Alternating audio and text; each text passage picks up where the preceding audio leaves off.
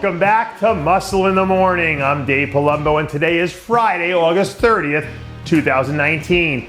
Let's find out what's going on in the world of bodybuilding and fitness. Happy Friday, folks. I want to start off today's show hot by throwing out a conspiracy theory at you guys. I think there's a chance that Phil Heath might be competing at the Olympia this year, and the only people who know it are sitting in an office somewhere, high living, pouring champagne over each other behind closed doors. Now, full disclosure, I have literally no evidence to support this theory. No one told me anything. I don't have any secret text messages. All I'm trying to do is read the tea leaves. Phil says that he's in the 260s, which means he's in shape. He's obviously still has a bitter taste in his mouth after last year's show, and the door is literally wide open for him right now. It's all set up perfectly. And Phil did say he wanted to be like Arnold, and Arnold made that surprise comeback in 1980 at the very last minute and grabbed his 7th Mr. Olympia title in Sydney, Australia. Will Phil Heath try to repeat history, eclipsing Arnold with a record-tying 8th Mr. Olympia? Stay tuned. I haven't seen or heard too much coverage for the Fitness Olympia so far, so we might as well take that one on now too.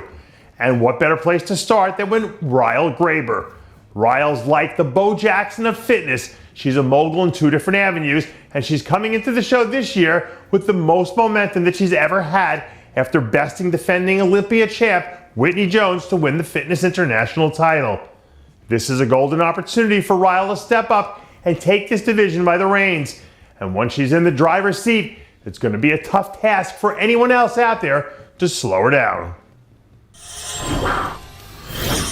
Every single person who I've ever met that's been dominant in their field wakes up every day and asks themselves the same question: what can I do better today? But boy, let me tell you, when you're waking up as sliced and diced as Andre Ferguson is right now, that question gets harder and harder to answer. I've heard from more than a few sources who've told me that this should be the best conditioning that Andre's ever had, which says a lot about a guy who's earned his stripes based on crushing it in the conditioning department. He has a tall order in front of him, trying to unseat Brandon Hendrickson and beat his buddy Ray Edmonds yet again in 2019. But as long as he holds up his end of the deal, from that point on, all it takes is a few things to break his way, and we could easily be talking about him as the new division champion.